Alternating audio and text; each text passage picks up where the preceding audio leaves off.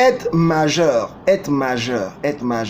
Oh, c'est bien difficile de comprendre être majeur en Afrique. Je me demande si cette notion existe réellement en Afrique. Je ne pense pas. Je ne pense pas et je ne crois pas. Mais peut-être vous me direz si vraiment cette notion est réelle en Afrique. Peut-être même sur d'autres cieux, elle n'est pas réelle. Et bien souvent, on dit qu'on est majeur. Mais ce sont nos parents qui décident pour tout pour nous.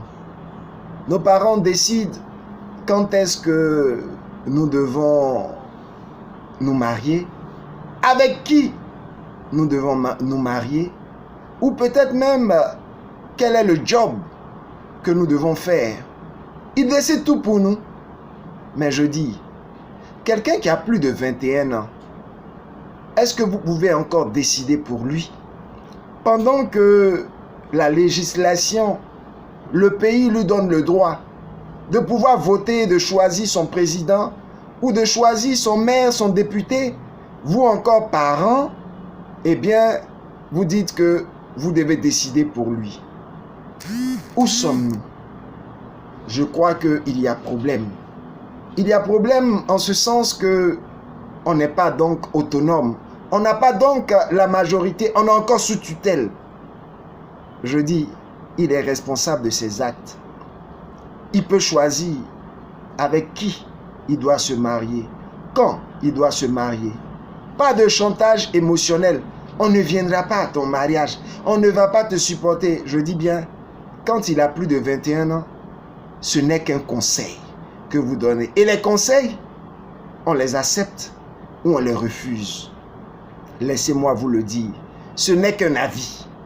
Alors, chers parents, arrêtez d'infantiliser ceux-là qui sont devenus aujourd'hui des adultes, qui sont devenus aujourd'hui des majeurs. Et ils peuvent choisir le travail qu'ils veulent, l'étude qu'ils veulent réaliser. S'ils veulent arrêter leur travail, c'est leur choix. Arrêtons donc de rendre des personnes comme des enfants. Cela n'est pas une bonne chose. Je dis, si tu choisis une femme pour ton fils, ce n'est plus la femme de ton fils, c'est ta femme. Si tu choisis un mari pour ta fille, ce n'est plus le mari de ta fille, c'est ton mari. Alors, si tu choisis un travail pour ta fille ou ton fils, eh bien, ce n'est pas son travail, ce n'est pas la vocation, ce n'est pas ce qu'il voulait faire, mais plutôt, c'est toi qui voulais te réaliser à travers son travail, à travers ses choix.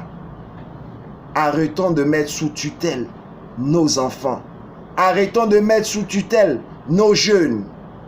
Je dis, si tu lui as donné une bonne éducation, si tu lui as donné de pouvoir discerner entre le bien et le mal, tu as fait ton travail, une bonne éducation, alors tu peux le laisser être libre de ses choix.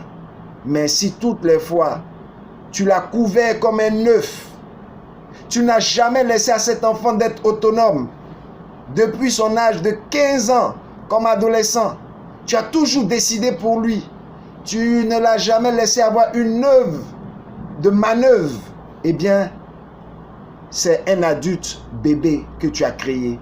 Alors, tu seras toujours en train de choisir pour lui. Mais dis-moi, le jour où tu ne vivras plus sur cette terre, qui va choisir pour lui?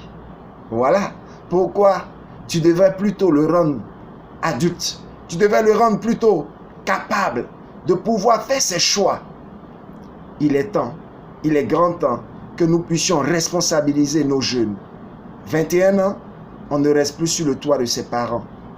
À 21 ans, on prend ses choix.